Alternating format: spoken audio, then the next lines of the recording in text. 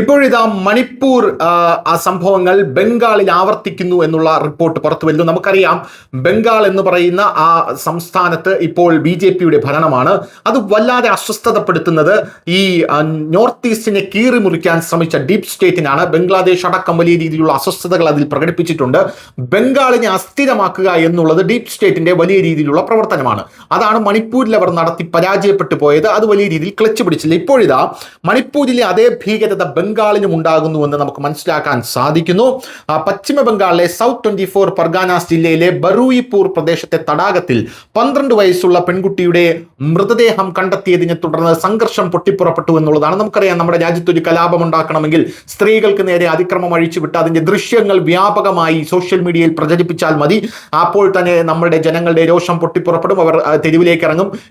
UPA സർക്കാരിന്റെ കാലത്തെ നിർഭയ കേസൊക്കെ നമുക്ക് അറിയാം. പ്രായപൂർത്തിയാകാത്ത പെൺകുട്ടിയെ ബലാത്സംഗം ചെയ്ത് കൊലപ്പെടുത്തിയതായി കുടുംബവും നാട്ടുകാരും ഗുരുതരമായിട്ടുള്ള ആരോപണങ്ങൾ ഉന്നയിച്ചിട്ടുണ്ട്. ഈ സംഭവത്തിന് ശേഷം ആ പ്രദേശമാകെ കടുത്ത സംഘർഷമാണ് രൂപപ്പെട്ടു വരുന്നത് എന്നുള്ളതാണ് സർക്കാരിന്റെ റഡാറിലുള്ള ഒരു കാര്യമെന്ന് പറയുന്നത്. ഞായറാഴ്ച രാവിലെയാണ് അവിടെയുള്ള ഒരു കുളത്തിൽ പ്രായപൂർത്തിയാകാത്ത ഒരാളുടെ മൃതദേഹം കണ്ടെത്തിയത്. പുറത്തെടുത്തപ്പോൾ നാട്ടുകാർ രോഷാകുലരായി. പ്രതിയെന്ന് സംശയിക്കുന്ന ഒരാളെ പിടികൂടി പരസ്യമായി ക്രൂരമായി അവർ മർദ്ദിച്ചു. ഇതിനു പുറമെ സംഭവ സ്ഥലത്തെത്തിയ പോലീസ് വാഹനം രോഷാകുലരായ ആളുകൾ ക്രൂരമായി നശിപ്പിക്കുകയും റോഡിൽ ടയറുകൾ കത്തിച്ച് പ്രതിഷേധിക്കുകയും ചെയ്തു. സ്ഥിതിഗതികൾ വഷളായതിനാൽ പ്രദേശത്ത് കൂടുതൽ പോലീസ് സേനയെ വിന്യസിച്ചിട്ടുണ്ട് എന്ന് നമുക്കറിയാൻ സാധിക്കുന്നു.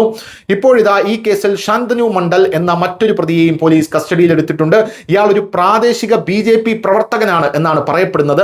സംഭവത്തിന്റെ ഗൗരവം കണക്കിലെടുത്ത് കേസ് അന്വേഷിക്കാൻ ബംഗാൾ സർക്കാർ ഒരു പ്രത്യേക അന്വേഷണ സംഘത്തെ രൂപീകരിച്ചു. ഈ സംഘം മുഴുവൻ സംഭവത്തെക്കുറിച്ചും തെളിവുകളെക്കുറിച്ചും സമഗ്രമായ അന്വേഷണം നടത്തും.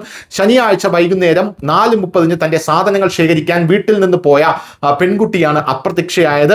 എന്തായാലും ഇതിൽ ഇപ്പോൾ തൃണമൂൽ കോൺഗ്രസ് ശക്തമായ പ്രതിഷേധമാണ് ബംഗാൾ മുഴുവൻ ഉണ്ടാക്കാനായി തീരുമാനിച്ചിരിക്കുന്നത്. News desk news India Malayalam.